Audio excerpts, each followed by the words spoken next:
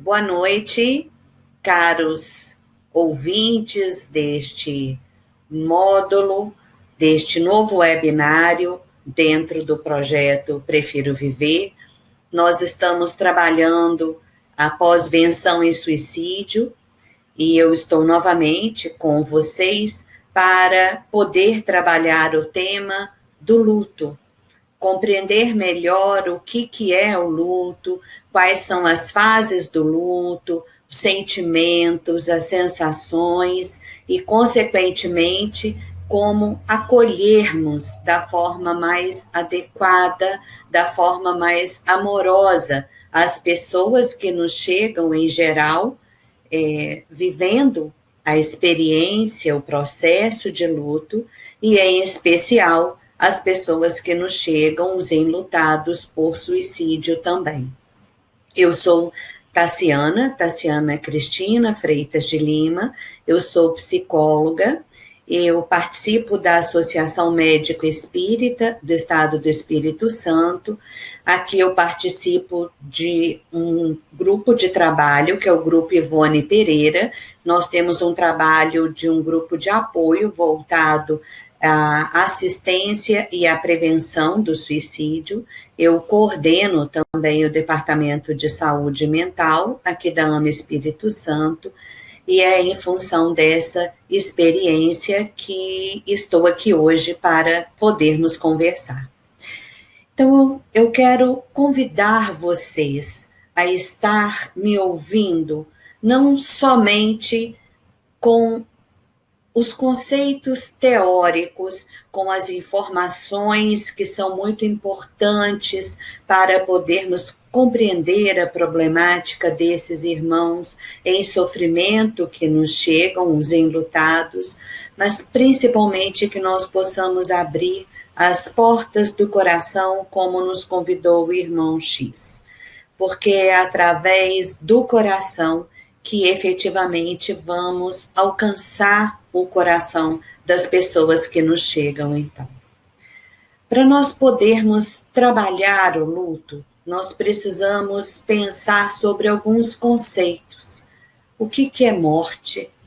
O que é vida na nossa sociedade, que prima por felicidade a todo preço, por ausência de doença, por um bem-estar, e que afasta a morte do cotidiano.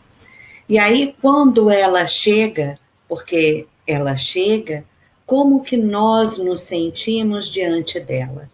Das pessoas que amamos e da nossa própria morte ou da nossa própria passagem, na medida que sabemos que não existe morte. Mas vamos usar essa terminologia para podermos compreender desse processo de luto em termos científicos, dentro de uma visão materialista. Então, hoje, nós assistimos o que nós chamamos de uma morte medicalizada. Há alguns séculos atrás, como nesse famoso quadro, O Médico, nós tínhamos esse processo da passagem para o plano espiritual em casa, de uma forma natural, fazendo parte do contexto e da vida das pessoas. Desde o final do século XIX, início do século XX, cada vez foi tendo um desenvolvimento maior da ciência, em especial no século XX, e a morte hoje se dá em ambientes hospitalares, na grande maioria das vezes. Então, embora, como eu disse, a única certeza que temos na nossa existência é de que todos vamos morrer, ou todos vamos voltar ao plano espiritual, que é a nossa verdadeira casa, nós não estamos preparados para poder lidarmos com essa passagem. Existe um grande despreparo das famílias, dos próprios profissionais de saúde, da nossa própria sociedade, e quando a morte chega, ela traz impactos que vão variar dependendo das circunstâncias em que ela acontece. Só para nós termos ideia, a gente pode ver, por exemplo, como acontecia há algum tempo atrás, por exemplo, no cemitério da Recoleta, em Buenos Aires, e eu lembro que eu achava muito estranho as pessoas irem visitar um cemitério há algum tempo, e depois eu pude entender historicamente o que significava isso. E aí a pessoa que nos conduziu à visitação pôde explicar que eram construídos esses mausoléus porque no século XIX, início do século XX, a morte fazia parte da vida. Então as pessoas iam visitar seus mortos como uma forma de estarem elaborando seu luto e não tinham esse distanciamento como nós assistimos hoje em dia nos cemitérios atuais. Isso só representa, a nível arquitetônico, a maneira como nós hoje lidamos com a morte, como algo que está distante, que grande parte das vezes amedronta e para o qual nós temos muito pouca educação sobre ela. Como nos diz Maldonado, nós temos muita dificuldade em lidarmos com a nossa finitude, lidarmos com a inevitabilidade da morte. É como se fosse encarar o sol, que a gente consegue olhar por um tempo, mas não muito tempo. Na grande maioria das vezes, nós vivemos sem pensar que vamos morrer. A grande maioria. E aí eu estou falando de uma forma geral, eu não estou falando para a comunidade espírita, mas nós vamos receber nas nossas casas pessoas que vêm nos procurar nesse momento de dor, nesse momento de luto, com concepções materialistas também. E é dentro desse olhar que a gente vai estar trabalhando. Então, o que dizer da dor quando alguém que amamos morre? O que nós podemos falar e entender nessa vivência, nessa experiência? Então, primeiro vamos entender o que é o processo de luto. Então, luto, o conceito, é um conceito que eu gosto muito da Gabriela Caselato, na sua obra O Resgate da Empatia, nos diz que é uma reação normal e esperada pela perda daquilo que amamos e que tem importância em nosso viver. É um processo de enfrentamento da perda e de reorganização do enlutado, que implica numa transformação da relação com a pessoa perdida e a possibilidade de continuar vivendo e não apenas sobrevivendo sem aquela pessoa.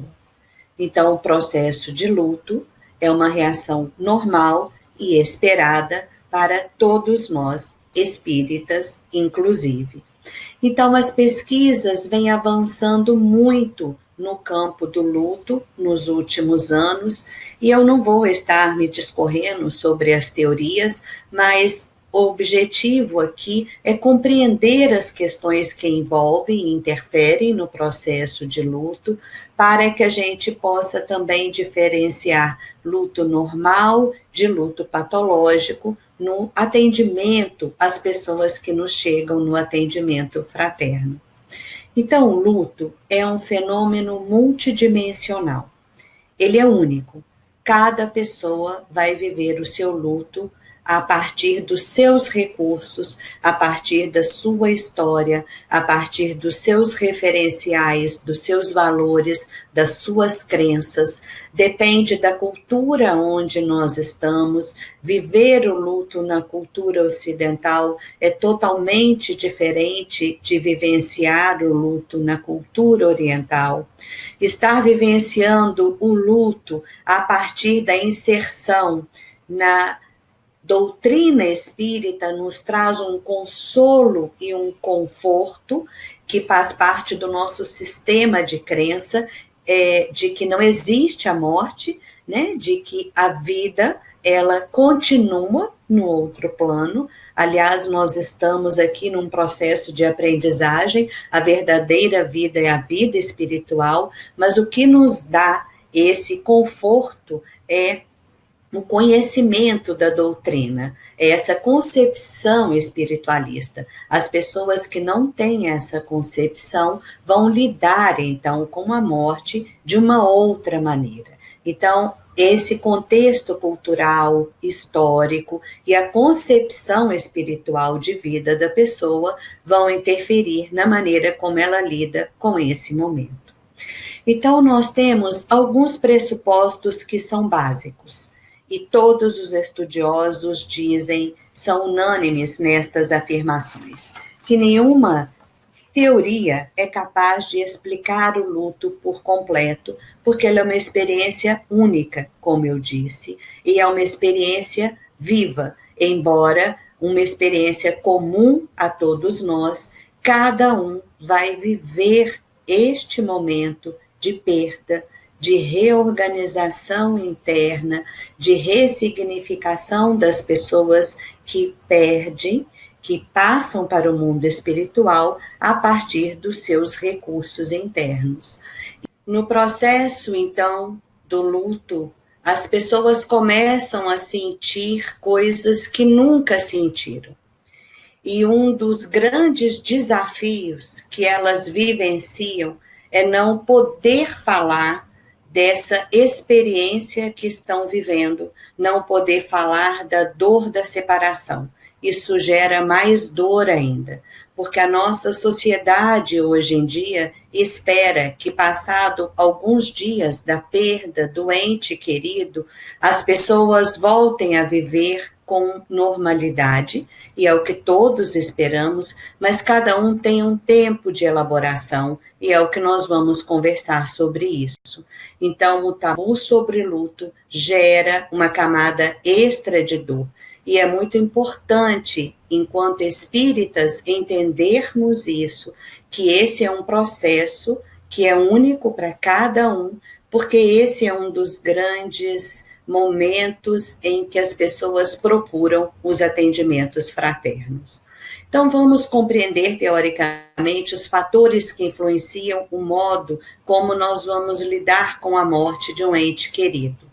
A idade da pessoa faz toda a diferença. Perder uma criança, um filho, criança ou um filho adolescente é totalmente diferente de perdermos um pai que estava idoso e num processo de adoecimento.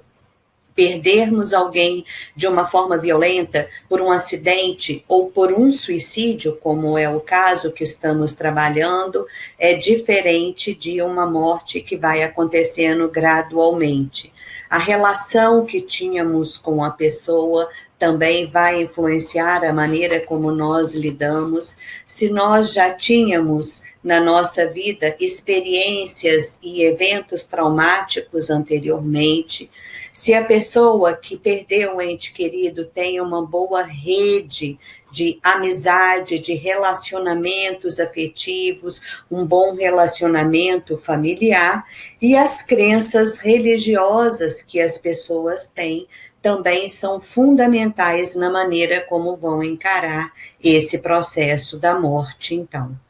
Entendendo que todos nós precisamos vivenciar esse processo de ressignificação interna deste ser que se foi para o mundo espiritual, para que nós não vivamos de luto. Então, é necessário viver esse processo para poder elaborar essa perda. E como a Gabriela Caselato nos diz, ter que falar disso é sinal de que nós estamos desaprendendo a amar e respeitar o próximo, e que nós precisamos valorizar mais a vida em todas as suas manifestações, por mais sutis que sejam. Então, compreender o fenômeno é fundamental para ajudar essas pessoas quando elas chegam na casa espírita. Então, a literatura vai descrever estágios do luto, que é essa imagem que está do lado esquerdo da sua tela, mas ela, na verdade, tem um fim, uma finalidade mais didática, porque a experiência das pessoas é a imagem que está do lado direito. é desordenada. Então, não é um processo linear e muitas etapas não vão ser vivenciadas e depende dos autores também. Mas, de uma forma geral, as fases do luto são choque e entorpecimento, que é o primeiro momento logo após a morte das pessoas, quando então as pessoas que perderam o ente querido se sentem meio atordoadas, não acreditando no que aconteceu.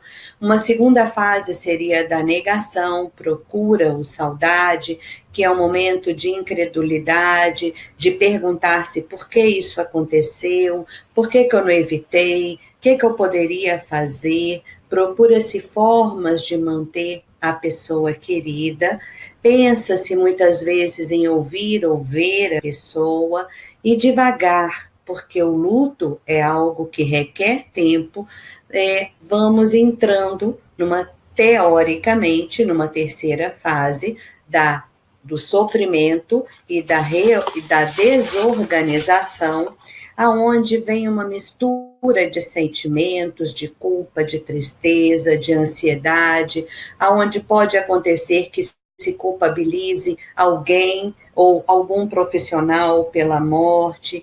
É um momento em que a pessoa pode se afastar da sua convivência social, até chegar a um processo de elaboração que é chamado de recuperação e aceitação.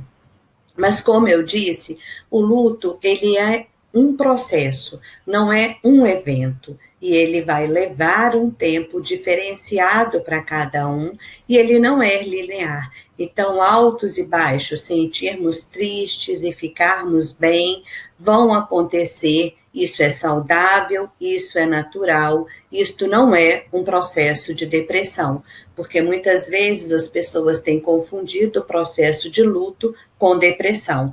Então, os sintomas, vocês vão ver daqui a pouco, embora bem parecidos, não significa que seja um processo depressivo, mas é o processo dessa reelaboração interna. E embora o luto não seja uma doença, se mal conduzido, pode sim desencadear tanto adoecimento físico quanto mental. Então, o que é chamado de luto normal? O que seria um processo depressivo oriundo do luto? E o que seria um luto complicado? Então, de uma forma geral, a nível físico, são considerados normais alterações do apetite, queda da imunidade, perda da libido, alterações do peso, do sono, palpitações cardíacas, dor de cabeça e fadiga. A nível social, que a pessoa se isole, fique retraída, que a pessoa sinta que as outras não a estão compreendendo e aí começa a sentir uma sensação de despertencimento que leva a uma dificuldade na interação, na inserção social. A nível emocional, a pessoa pode viver um estado de irritabilidade, de medo, de desamparo, de culpa, de ansiedade, de raiva, de tristeza, de oscilação, ou seja, o seu humor vai estar oscilando e, novamente, repito, é um processo natural e esperado. A nível cognitivo também podem acontecer alterações, a pessoa ter alucinações visuais, então ver vultos e achar que viu a pessoa que faleceu, ter dificuldades na memória, ter dificuldades na concentração, negação ou uma certa confusão. É um rol bem grande de sintomas, não é? E ainda tem os espirituais, porque dependendo das concepções da pessoa, ela vai ter um questionamento dos valores e crenças prévios, perda ou aumento da fé, pode ficar com raiva de Deus, sensação de ter sido traído por ele, se a comunidade não deu apoio, um desapontamento muito grande. Então, são muito amplos e complexos os sintomas que a pessoa pode viver. Entendendo que vai depender, então, de como foi a perda. Foi a perda de um filho, foi a perda de um esposo, foi num acidente, em qual momento da vida, como isso se deu. Tudo isso vai interferir na maneira como vamos lidar com essa perda.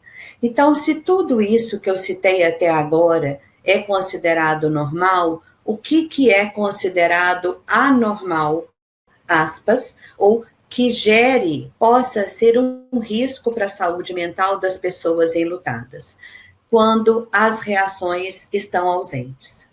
Então, ficar triste, ter oscilações do humor, ficar irritado, ter problemas de memória, ter sintomas físicos, tudo isso é esperado. O problema é quando a pessoa não sente nada, parece que não aconteceu nada, ou as reações que tem são fora das normas socioculturais presentes em cada comunidade. E aí tem um grande equívoco, porque muitas vezes as pessoas vão entender isso, nossa, a pessoa elaborou muito bem o luto, está continuando a vida, e ela pode, ao contrário, estar negando ou adiando esse luto, que poderia desencadear, então, o que nós chamamos de luto complicado. Eu vou resumir em 3 tipos de luto complicado. O mais frequente é o luto crônico, aonde a pessoa não elabora, então, essa perda, não ressignifica o lugar que a pessoa que foi tinha dentro dela e vive um estado de entristecimento e de perda muito grande na sua vida, não consegue mais ter uma atitude positiva e saudável para a continuidade da sua existência, e isso é muito frequente em experiências de codependência emocional entre o enlutado e a pessoa que se foi. Um outro tipo de luto complicado, é o luto inibido, né? É quando esse luto é reprimido, e isso muitas vezes pode desencadear um processo de adoecimento físico. É muito frequente, por exemplo, experiências de pessoas que desenvolvem cânceres após um luto que não foi elaborado, que não foi vivenciado, ou um luto que foi adiado. Então, só para nós termos uma ideia, por exemplo, o príncipe Harry, em 2017, o filho da princesa Diana, nos disse que ele, por mais de 20 anos, teve muitas dificuldades após a perda da mãe, por não ter vivenciado o seu luto, e que isso trouxe várias implicações para a sua vida pessoal e a sua vida profissional. Após elaborar esse luto, ele pôde dar continuidade à sua vida. Então, são desses problemas que nós estamos falando. Também existem os lutos não reconhecidos. O que é isso? Então, luto é todo o processo de perda. Uma pessoa que teve um aborto espontâneo, ela também vivencia um luto. Ela também tem um período de ajustamento e de entristecimento que é natural após a perda daquele bebê que ela tanto esperava. Um outro luto não reconhecido, ou seja, que as pessoas não entendem o que está acontecendo, é quando some um filho e os pais não conseguem voltar à vida também, por não terem elaborado esse luto. Um outro luto é o luto dos profissionais de saúde também, ao perderem seus pacientes, são lutos não reconhecidos. O luto pelo natimorto. Até 2013, as pessoas não poderiam dar nome e sobrenome aos seus bebês que nasciam e logo em seguida morriam, e não poderiam fazer esse luto da forma como gostariam. Por exemplo, o luto entre casais homossexuais que não assumem a relação, um dos companheiros morre e o outro entra num luto que muitas vezes não é entendido pela comunidade e não tem esse suporte. O luto, às vezes, mesmo de um casal quando está separado ou quando perdemos um animal de estimação. E o luto não reconhecido, que diz respeito ao que nós estamos trabalhando de forma mais específica, é o luto pelo suicídio. Em função do estigma que o suicídio traz, muitas reações são mantidas em sigilo, como nos fala Daniela Reis e Silva, nesse capítulo, Na Trilha do Silêncio, Múltiplos Desafios do Luto por Suicídio, numa obra chamada O Resgate da Empatia, e ela vai dizer que tem uma conspiração do silêncio e que tem um sufocamento das emoções advindas da morte ou do enlutamento pelo suicídio, o que gera experiências mais traumáticas e mais dolorosas, então. Então, o estigma para os sobreviventes, lembrando do webinário anterior, onde Ana Catarina nos explicou que sobreviventes, então, são os familiares, amigos, colegas de alguém que perdeu uma pessoa por suicídio. Então, o estigma que os sobreviventes vivenciam é algo que dificulta bastante o seu processo de luto, e é lógico que o luto por suicídio, pela sua situação, é algo que traz um impacto muito mais devastador do que um outro tipo de morte. Então, a jornada de um sobrevivente do suicídio após a perda de um ente querido, além daquele cortejo de respostas emocionais, físicas, sociais e espirituais que eu falei, trazem questões muito mais dolorosas e traumáticas, dentro do que nós chamamos da trilha do silêncio, porque é um luto onde dificilmente o sobrevivente vai poder compartilhar, pelos tabus culturais, pelos tabus religiosos, pelos tabus sociais. Como a Ana Catarina nos falou no webinário anterior, vale a pena quem não assistiu ir lá para ver. Então, os sobreviventes vão relatar vários sentimentos confusos que dizem respeito a esse tipo de morte, que é a morte pelo suicídio. Então, vão se sentir responsáveis pela morte do ente querido, vão se sentir rejeitados e abandonados, e, consequentemente, vão ter sentimentos de raiva. Grande parte das vezes vão ter sentimentos de vergonha e de constrangimento por sentirem que houve uma falha. Eles, enquanto familiares, enquanto amigos, enquanto profissionais de saúde, não foram suficientemente, não cuidaram adequadamente do seu ente amado, o que levou ao suicídio é a sensação equivocada que fica para os sobreviventes.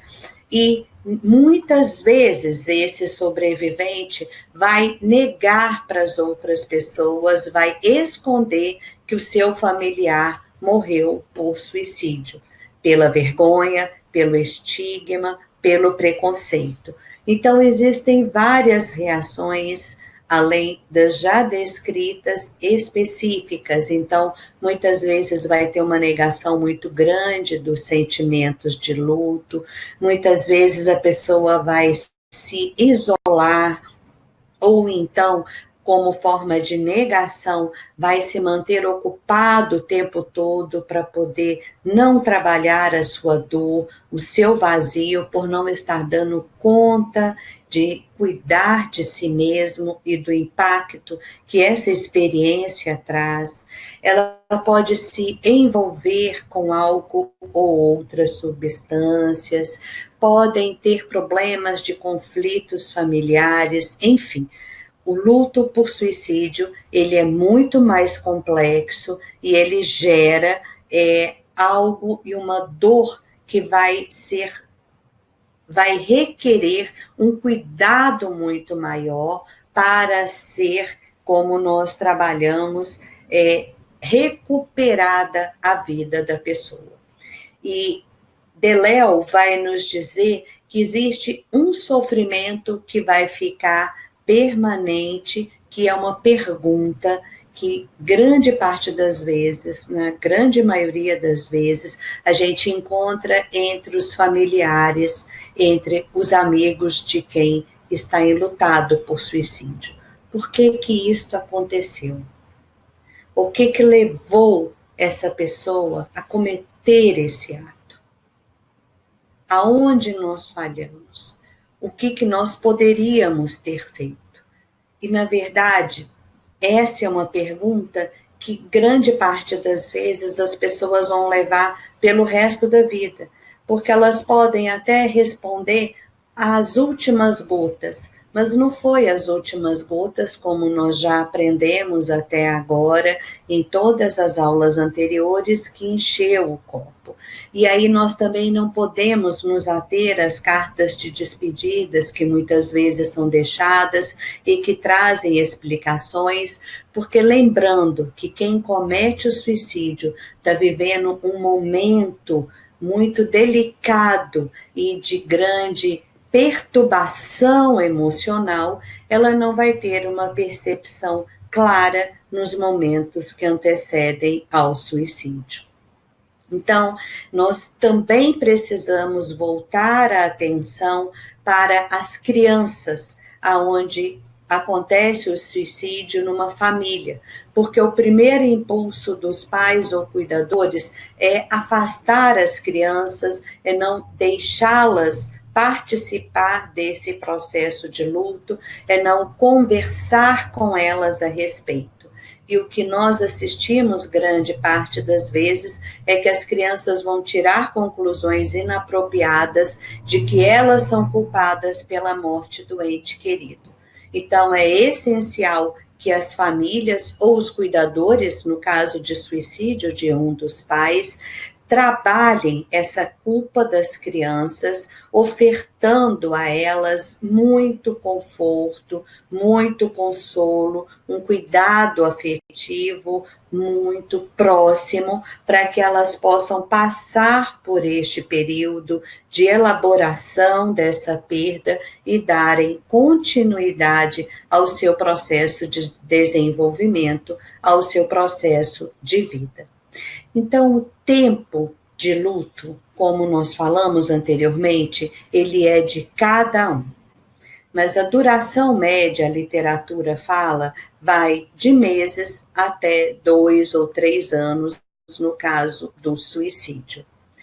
Mas o que eu quero chamar a atenção é que a situação atual que as pessoas enlutadas, e em especial as pessoas enlutadas por suicídio vivenciam, é o do silêncio. E nós precisamos mudar esse cenário. Nós precisamos acolher essas pessoas, dar suporte a elas, como a Ana Catarina falou no webinário anterior, né? O sobrevivente, ele tem uma vulnerabilidade maior, ele tem risco de também cometer o suicídio, então abrir espaço para acolhê-lo, informando sobre todo o processo de enlutamento e sobre o processo de luto, ele é fundamental, porque a desinformação vai gerar muitas vezes o isolamento dessas pessoas, como falamos, e isso gera um cenário muito angustiante e que é muito comprometedor, dificulta muito na reorganização psicossocial desse enlutado, em especial do enlutado por suicídio. Então, quais são as tarefas que todos temos para dizermos que temos um luto bem resolvido? Primeiro lugar, aceitarmos a realidade da perda. Segundo lugar, lidarmos com o impacto emocional que essa perda trouxe em nós. Então, acolhermos essas emoções, acolhermos essa experiência, nos adaptarmos à vida sem aquela pessoa que morreu, que vai nos levar a precisar nos reposicionar em termos emocionais, às vezes também em termos concretos, mas sempre internamente em relação àquela pessoa que se foi, materialmente, mas que continua dentro de nós, tendo então como resolução do luto a continuidade da nossa existência de uma forma saudável.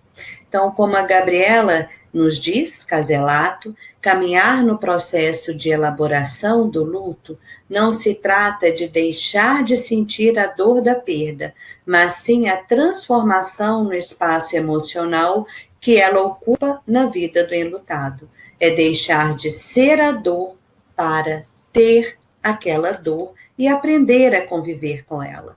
Então, esse processo de luto que descrevemos até agora tem como função essa transformação, essa ressignificação desse ser que se foi. E que, com o tempo, essa dor vai sendo substituída pelo sentimento de amor e gratidão por termos tido aquelas pessoas, a possibilidade de convivermos com elas e termos aprendido tudo com elas. E é devagar que isso vai acontecendo. E em relação ao enlutado por suicídio, esse processo é algo que vai levar um tempo maior.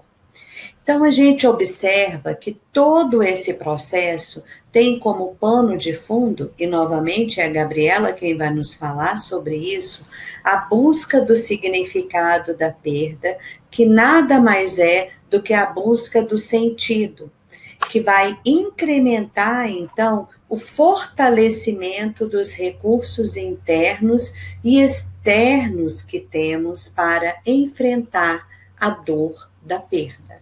E aí, a religiosidade e a espiritualidade são fundamentais. São muitos os trabalhos que nos falam da importância da espiritualidade, da religiosidade no luto. Em especial, separamos esse artigo, Luto e Espiritualidade, do Giancarlo Lucchetti e da Alessandra Lucchetti, no livro Tratado Brasileiro sobre Perdas e Lutos, onde eles vão nos dizer que a religião tem um papel marcante nos pacientes com luto, e o uso das crenças religiosas e espirituais e o suporte, ou seja, a convivência social proveniente das comunidades religiosas, vão influenciar muito de forma positiva nas perdas sofridas e ajudam a um maior entendimento do processo. Então, nós podemos ajudar muito compreendendo todo esse processo quando nos chegam nas casas espíritas, nos atendimentos fraternos, as pessoas enlutadas e, em especial, os enlutados por suicídio. Então, a abordagem para essas pessoas precisa ser envolta em muito afeto, em aceitação, em uma postura de não julgamento ou de censura, lembrando todas as aulas anteriores, aonde nós vamos abrir a escuta, abrir o nosso coração, como eu pedi no início dessa minha exposição, para acolhermos essas pessoas, ouvindo-as não com os nossos valores, mas nos colocando efetivamente no lugar desses seres que chegam com as suas dores, podendo aí sim darmos a elas um verdadeiro apoio, um verdadeiro suporte afetivo e espiritual. Porque quando nós abrimos a escuta, quando nós acolhemos as pessoas, elas vão poder abrir o seu coração e quebrar esse silêncio em que muitas vezes se mantiveram durante um tempo muito prolongado. Então, é muito importante deixar que a pessoa enlutada por suicídio se expresse no ritmo dela. A gente não precisa evitar de falar o nome da pessoa que faleceu, da pessoa que morreu por suicídio nos nossos diálogos, e muitas vezes, mesmo que a gente não saiba o que dizer, não tenha dúvida nenhuma de que a sua presença amorosa, a sua escuta amorosa são fundamentais. Ela não precisa que a gente diga a ela como ela deve nos fazer, como ela deve agir, como ela deve proceder. Muito antes, pelo contrário, nós precisamos perguntar a ela como que nós podemos auxiliá-la. Mas uma atitude é fundamental, que nós possamos auxiliar essas pessoas a elaborar os seus sentimentos de desesperança. Então, falar é sempre libertador. Liberta toda a dor que estava aprisionada, às vezes durante muito tempo. E ao ajudar as pessoas enlutadas por suicídio, nós precisamos compreender que, ao auxiliá-las, nós vamos ver um dia de cada vez. Cada dia é uma nova tarefa, cada dia é um avanço que nós podemos fazer. E eu não preciso saber o que dizer, mas as mensagens que nós podemos transmitir e precisamos transmitir, que vão ser carregadas de conforto, são: por maior que seja a dor que ela está vivendo nesse momento, pode acreditar que ela vai diminuir, que vai ficar mais suportável.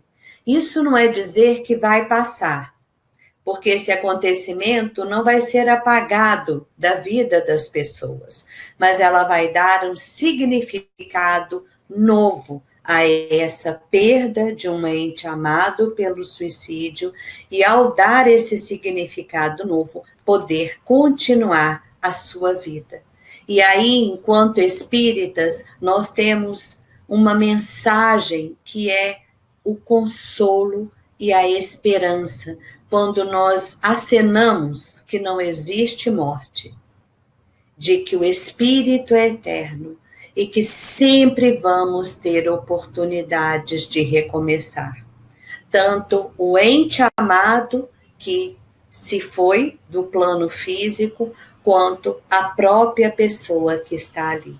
Não tem nada que deixe a pessoa mais angustiada do que pensar numa pena eterna, do que pensar que o seu ente amado não vai ter outra oportunidade de estar aqui nessa existência para completar a sua vida sem interrompê-la pelo suicídio. Então, essas são feridas que nós vamos cuidando gradualmente, e aonde temos um papel fundamental ao acolher os enlutados por suicídio. Porque na medida que nós estamos juntos e através de todos os ensinamentos que a doutrina nos traz e na possibilidade de expressão dos sentimentos, nós vamos ser chaves essenciais para libertar essas pessoas do seu grande sofrimento, da sua grande dor e possibilitá-las reorganizarem-se internamente. Uma outra proposta de atendimento é a formação de grupos de apoio e de suporte ao luto para todas as pessoas que chegam às casas espíritas em busca de esclarecimento e socorro espiritual. Mas esse vai ser um tema que nós vamos trabalhar daqui a alguns encontros para podermos falar a respeito disso. Então, não se esqueçam, caros irmãos, que nós temos um papel fundamental no acolhimento às pessoas que chegam enlutadas por suicídio, porque elas não conseguem, pela dor que estão vivenciando, enxergarem a luz do Cristo, que não desapareceu das suas vidas, mas elas se sentem muitas vezes abandonadas, sozinhas e com um peso muito grande nos ombros. E nós somos instrumentos do Pai de auxiliá-las neste momento de dor tão intensa, para que elas possam se reorganizar internamente e dar continuidade à sua existência. Deus conta com cada um de nós. Jesus e Maria de Nazaré contam com cada um de nós nesse trabalho. Eu tenho certeza que cada um de vocês já fez e vai fazer cada vez mais no sentido do acolhimento e do apoio às pessoas que chegam enlutadas pelo suicídio. Portanto, meus irmãos, muita força, muita fé, muita esperança nesse trabalho que é essencial para a continuidade da vida das pessoas. Muito obrigada pela atenção, muita paz para todos vocês.